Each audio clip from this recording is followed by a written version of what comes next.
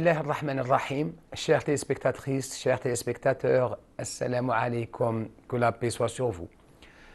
Le compagnon Abu Mas'ud al-Ansari rapporte qu'un jour, pendant qu'il se trouvait avec un groupe de compagnons en présence du prophète sallallahu alayhi wa sallam, il leur rapporta le récit suivant.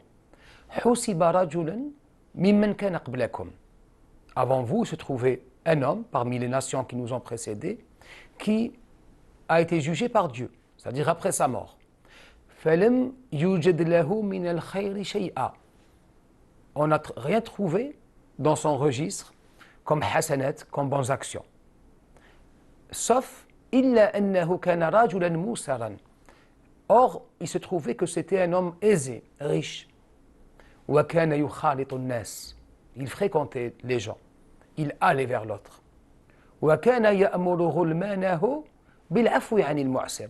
Il ordonnait à ceux qui travaillaient pour lui de pardonner, de ne pas imposer à ceux qui lui devaient de l'argent de le rembourser, c'est-à-dire à se montrer large par rapport à avec ceux qui étaient endettés. C'est alors que قال الحق تبارك وتعالى نحن أحق بذلك منه. Nous sommes plus généreux que cet homme. فأمر ملائكته تجاوزا. Il ordonna alors aux anges qu'il lui soit pardonné. On le voit bien dans ce hadith, par-delà le fait qu'il nous rappelle une évidence qui est celle du jugement, au sens où il ne se trouve pas une âme qui n'aura pas à rendre de compte au jour dernier. C'est ce dénominateur commun qui relie toutes les religions. C'est-à-dire que tout acte, bon ou mauvais, on sera rétribué pour. C'est en ce sens que le prophète nous dit, où il lui a été dit, il nous l'a transmis, fais ce qui bon te semblera, mais sache que tu seras rétribué pour. Le deuxième sens que nous transmet ce hadith, c'est encore une fois, disons-le et répétons-le, c'est l'importance de la générosité, al-karam. Mais ici, il s'agit d'une générosité assez particulière. C'est la générosité envers ceux qui sont le plus dans le besoin. C'est-à-dire que le Coran appelle al-gharimin, ceux qui sont endettés, ceux qui, pour nourrir leur famille ou autre chose, autre nécessité, ont eu ce besoin de recourir vers l'endettement. Ce même endettement au sujet duquel le prophète disait Allahumma a'udhu bika min ghalabati ad-dayn wa qahri ar-rijal. Seigneur, je me réfugie auprès de toi d'avoir à être un jour endetté, ni même de subir le courroux et l'imposition de mes semblables. Or, parfois, face aux difficultés de la vie, il n'est pas impossible qu'une personne soit endettée.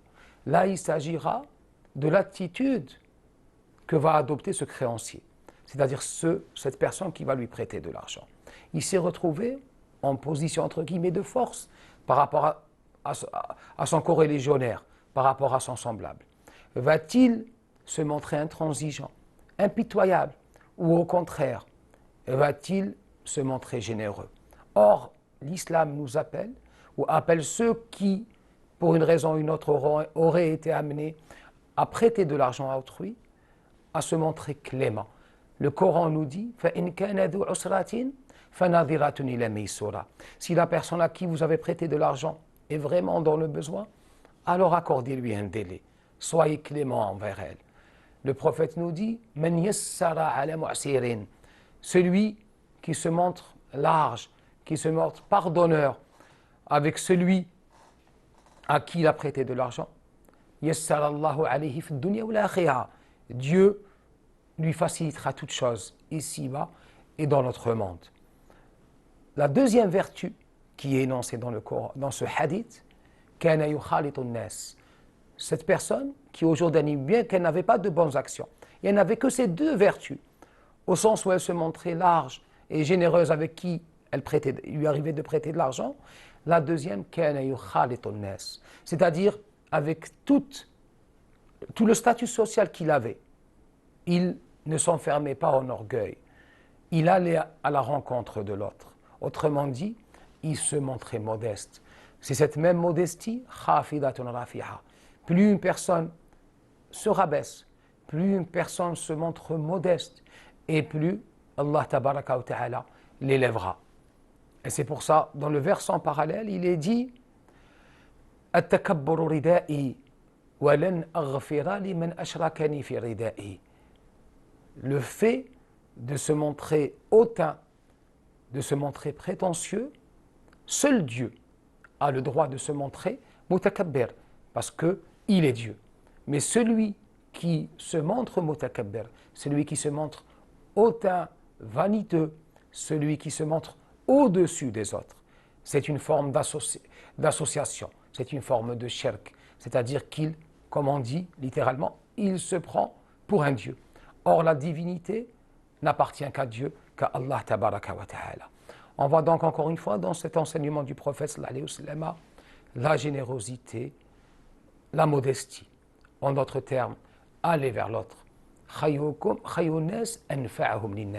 Le meilleur des croyants est celui qui est bienfaisant, utile pour ses semblables.